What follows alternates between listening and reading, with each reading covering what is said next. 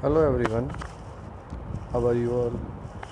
Today we will continue with the second chapter of geography, and today we will cover the most important topic in your chapter, and the name of the topic is water.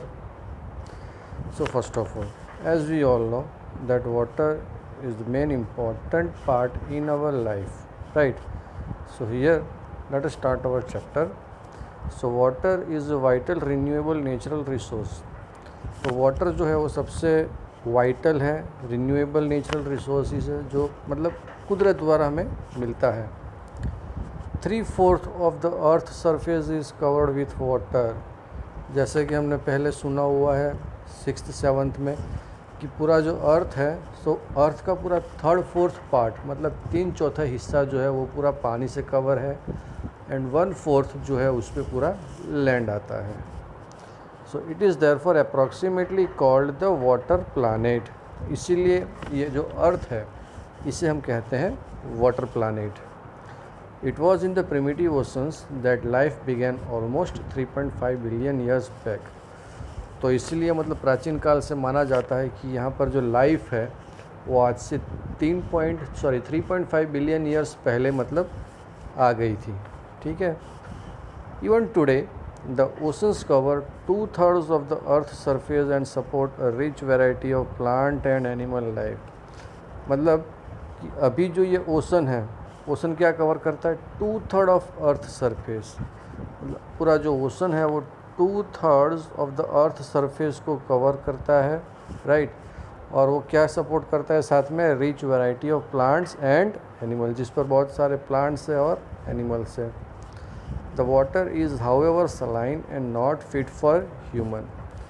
तो ये जो oceans water होते हैं, ocean का जो पानी होता है वो मतलब इतना फ्रेश नहीं होता है। वो कैसा होता है? सलाइन। सलाइन मतलब नमकीन जैसा या कुछ खारा टाइप, ठीक है। तो वो जो ओशन का पानी होता है वो उतना सलाइन रहता है, जो अपने ह्यूमन बीइंग के लिए उनके कंजम्पशन के लिए ठीक नहीं रहता है। Fresh water accounts for only about 2.7%।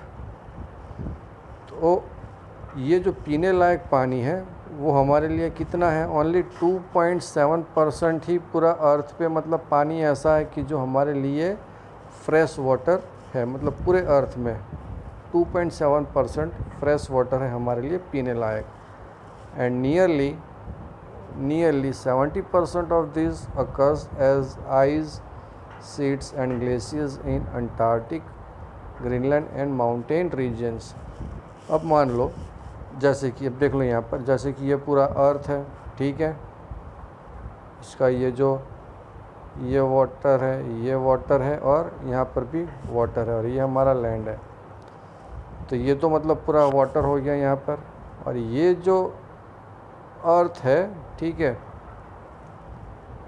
तो यहाँ पर जो मतलब हमारे अर्थ पे जो पानी है पीने लायक, पूरे अर्थ में जो पानी है, यहाँ पर सिर्फ 3% वाटर, मतलब अप्रॉक्सीमेटली बुक में लिखा हुआ है 2.7% जो पानी है वो फ्रेश वाटर है, ठीक है। तो हम मान के चलते हैं 3% वाटर पीने लायक है, लेकिन 3% में भी 70% पानी, 70% वाटर जो है वो कैसा है? एकदम आइस शीट और ग्लेशियर के फॉर्म में है। 3% में से भी 70% जो पानी है, 1 मिनट, जो 70% पानी है जो एक आइस शीट और ग्लेशियर्स के फॉर्म में है, ठीक है। Don't get confuse. जो मतलब हमें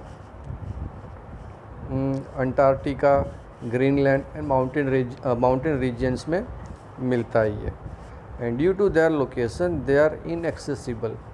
अब जैसे कि ये अंटार्कटिक है, माउंटेन्स है, ग्रीनलैंड है, ठीक है, ये सब कुछ ग्लेशियर्स है, कुछ आइस शीट्स है।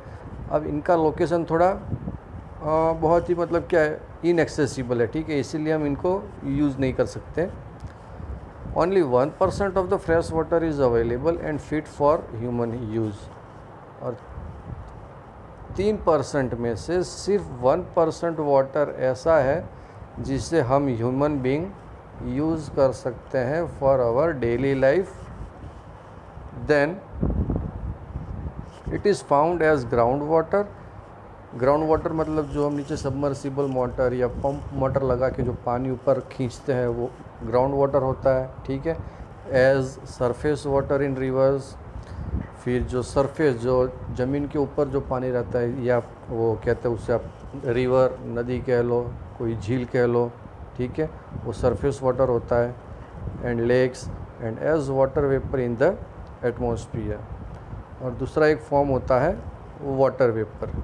वाटर वेपर मतलब जो समुद्र में जो पानी होता है फिर वो भाप बन के वाटर वेपर बन के ऊपर आकाश में जाता है, बादल बनते हैं, उसे कहते हैं वाटर वेपर, ठीक है।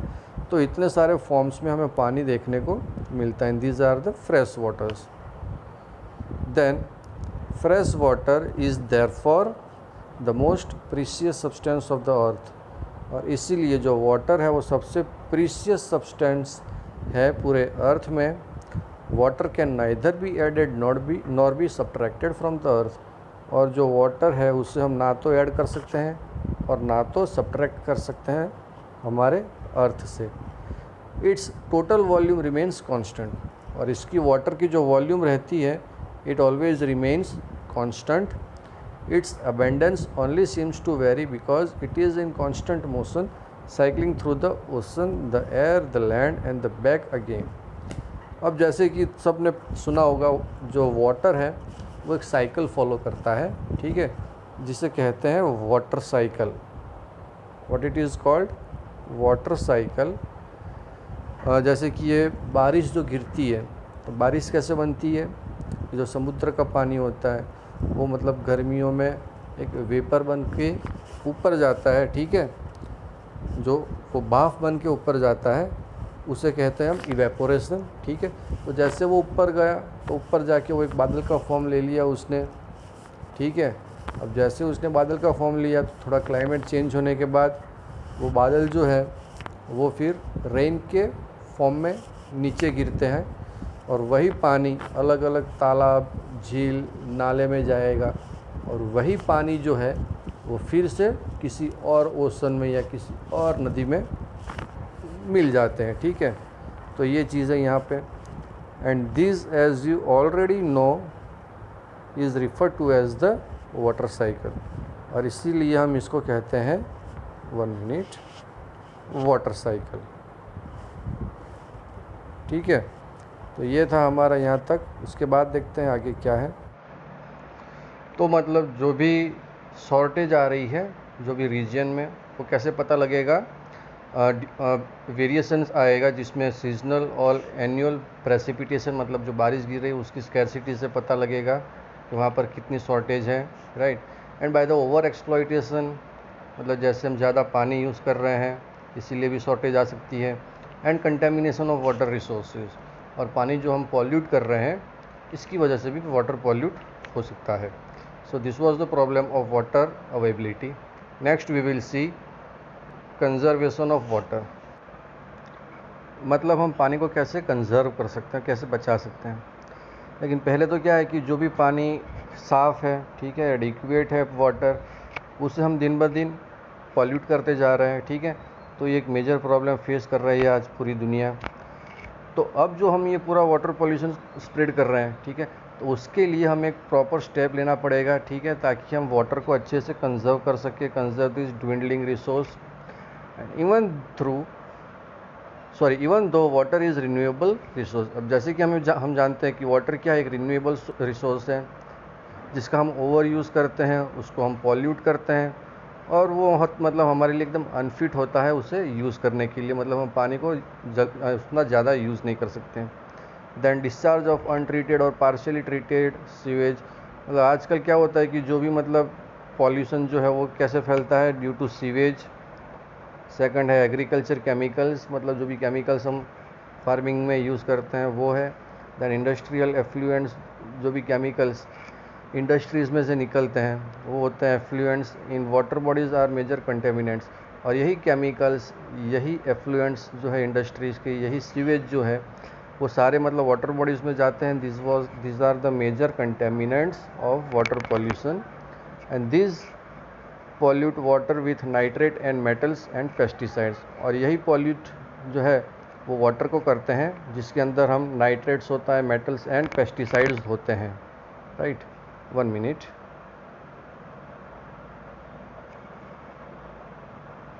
Okay, then most of these chemicals are non-biodegradable and reach human bodies through water. और इसमें से कुछ केमिकल्स ऐसे होते हैं जो नॉन बायोडिग्रेडेबल होते हैं। नॉन बायोडिग्रेडेबल मतलब वो कभी वो क्या कहते हैं, डेप्लिक्ट नहीं होते, ठीक है, उनका डेप्लीशन नहीं होता, is remain as it is, और वो ह्यूमन बॉडी तक पहुंच जाते हैं through waters. Water pollution can be controlled by this effluents. और नीचे हम वाटर पोल्यूशन को कैसे ट्रीट कर सकते हैं, उसे कैसे कंट्रोल कर सकते हैं, उसके बारे में नीचे दिया हुआ है, ठीक है। तो हम देखते हैं। First one is water and other vegetation covers slow and surface run off and replenish underground water. तो मतलब पहला जो स्टेप दिया हुआ है वो है फॉरेस्ट एंड अदर वेजिटेशन। मतलब हमें फॉरेस्ट बढ़ाने चाहिए, फार्मिंग ज़्यादा करनी चाहिए, जिसकी वजह से क्या होगा कि जो सरफेस रन ऑफ है, मतलब जो भी सॉइल इरोजन हो रहा है वो नहीं होगा, ठीक है। एंड रिप्लेनिश्ड अंडरग्राउंड वाटर, तो नीचे का जो पानी है, अंडरग्राउंड का पानी, वो वैसा का वैसा रहेगा। Then after we have water harvesting is another method. Water harvesting मतलब क्या होता है कि जो पहले गाँव में ऊपर एक पाइप रखते थे जिससे वो पानी पूरा नीचे आता था, नीचे एक टंकी बना के रखते थे, उसका फिर हम उसके बाद में उसको यूज़ करते थे, उसे कहते हैं वाटर हार्वेस्टिंग। उसके बाद है canal use for irrigating fields should be properly, मतलब जो कैनाल्स वगैरह है उसे हमें प्रॉपरली लाइंड अप करना चाहिए, ठीक है, उसकी हमें प्रॉपरली केयर करनी चाहिए। And it minimises losses by water seepage. तो जो भी पानी मतलब बिन ज़रूरी कोई यूज़ कर रहा है, ठीक है, तो हमें उसको यूज़ करने से रोकना चाहिए। Sprinklers effectively irrigate the area bye checking water losses through seepage and evaporation. दूसरा जो है वो है स्प्रिंकलर्स, यहाँ पर फोटो में देख रहे हो आप, ठीक है। The next we have sprinklers. तो स्प्रिंकलर्स भी एक मेजर वो है जिससे हम पानी को कंजर्व कर सकते हैं, right. Then after in dry regions with high rates of evaporation drip of trickle irrigation are very useful. मतलब जो मान लो अगर कोई ड्राई रीजन्स है तो वहाँ पर ट्रिकल इरीगेशन होता है। ट्रिकल मतलब ड्रिप इरीगेशन कह लो आप, ठीक है, जहाँ पर पाइप में से ड्रॉप बाय ड्रॉप कुछ पानी गिरता रहता है as per the requirement of the plants, कहते हैं trickle irrigation is very useful. Then the valuable water resource can therefore be conserve by adopting this means of irrigation. तो इसीलिए हम जो है वो वाटर रिसोर्स को हम कंजर्व कर सकते हैं, ठीक है, by this all methods. So students, that is all about today. आज के लिए इतना रखते हैं। So bye bye and have a great day. मतलब हम पानी को कैसे कंजर्व कर सकते हैं, कैसे बचा सकते हैं। लेकिन पहले तो क्या है कि जो भी पानी साफ़ है, ठीक है, एडिक्वेट है वाटर, उसे हम दिन ब दिन पॉल्यूट करते जा रहे हैं, ठीक है। तो ये एक मेजर प्रॉब्लम फेस कर रही है आज पूरी दुनिया। तो अब जो हम ये पूरा वाटर पॉल्यूशन स्प्रेड कर रहे हैं, ठीक है, तो उसके लिए हमें एक प्रॉपर स्टेप लेना पड़ेगा, ठीक है, ताकि हम वाटर को अच्छे से कंजर्व कर सकें, conserve this dwindling resource.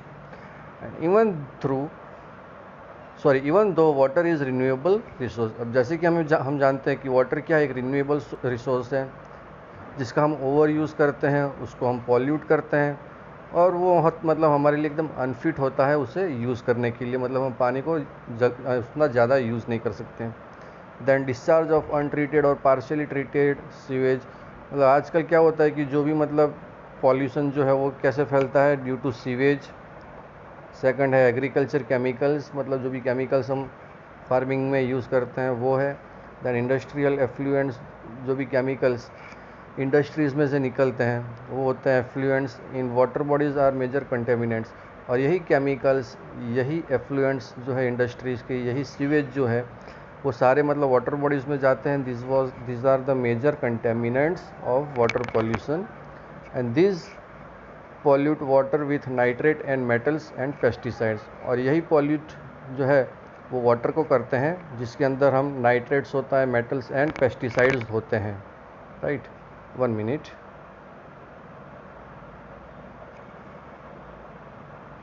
Okay, then most of these chemicals are non-biodegradable and reach human bodies through water.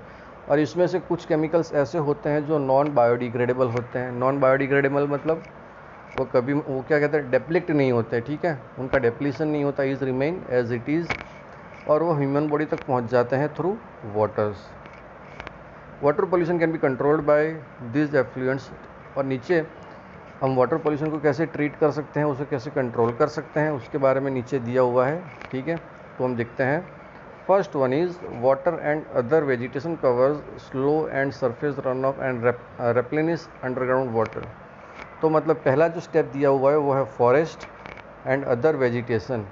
मतलब हमें फॉरेस्ट बढ़ाने चाहिए, फार्मिंग ज़्यादा करनी चाहिए, जिसकी वजह से क्या होगा कि जो सरफेस रन ऑफ है, मतलब जो भी सॉइल इरोजन हो रहा है वो नहीं होगा। ठीक है, एंड रिप्लेनिश्ड अंडरग्राउंड वाटर, तो नीचे का जो पानी है, अंडरग्राउंड का पानी, वो वैसा का वैसा रहेगा। Then after we have water harvesting is another method. Water harvesting मतलब क्या होता है कि जो पहले गाँव में ऊपर एक पाइप रखते थे जिससे वो पानी पूरा नीचे आता था, नीचे एक टंकी बना के रखते थे, उसका फिर हम उसके बाद में उसको यूज़ करते थे, उसे कहते हैं वाटर हार्वेस्टिंग। उसके बाद है canal use for irrigating fields should be properly, मतलब जो कैनाल्स वगैरह है उसे हमें प्रॉपरली लाइंड अप करना चाहिए। ठीक है, उसकी हमें प्रॉपरली केयर करनी चाहिए। And it minimises losses by water seepage, तो जो भी पानी मतलब बिन ज़रूरी कोई यूज़ कर रहा है, ठीक है, तो हमें उसको यूज़ करने से रोकना चाहिए। Sprinklers effectively irrigate the area bye checking water losses through seepage and evaporation. दूसरा जो है वो है स्प्रिंकलर्स, यहाँ पर फोटो में देख रहे हो आप। ठीक है, the next we have sprinklers. तो स्प्रिंकलर्स भी एक मेजर वो है जिससे हम पानी को कंजर्व कर सकते हैं, right. Then after in dry regions with high rates of evaporation drip of trickle irrigation are very useful. मतलब जो मान लो अगर कोई ड्राई रीजन्स है तो वहाँ पर ट्रिकल इरीगेशन होता है। ट्रिकल मतलब ड्रिप इरीगेशन कह लो आप। ठीक है, जहाँ पर पाइप में से ड्रॉप बाय ड्रॉप कुछ पानी गिरता रहता है as per the requirement of the plants, कहते हैं trickle irrigation is very useful. Then the valuable water resource can therefore be conserve by adopting this means of irrigation. तो इसीलिए हम जो है वो वाटर रिसोर्स को हम कंजर्व कर सकते हैं, ठीक है, बाय दिस ऑल मेथड्स।